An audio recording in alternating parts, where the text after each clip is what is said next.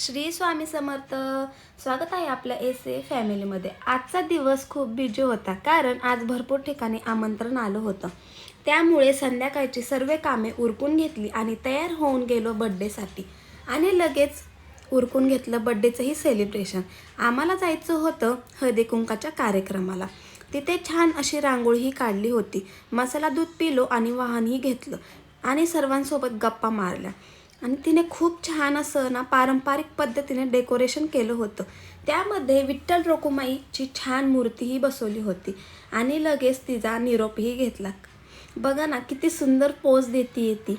पुन्हा वापस आलो आणि बड्डेच्या घरी तिनेही हळदी कुंकूचा कार्यक्रम ठेवला होता आणि लगेच जेवायला बसलो. जेवणामध्ये पावभाजी, पुलाव, जिलेबी सर्व असं होतं. केक खाऊन तोंड गोड केलं. स्पेशल आमच्या ज्ञानूला बाय बायही केलं आणि आम्ही निघालो. तेवढ्यात आमच्या दादूला दिसली एक गाडी.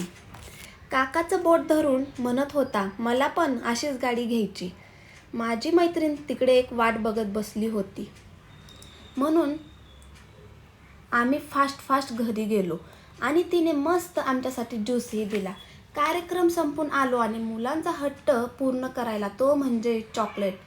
नंतर घरी आलो, मस्त किटकॅट खाऊन दिवसाचा शेवट केला. बाय.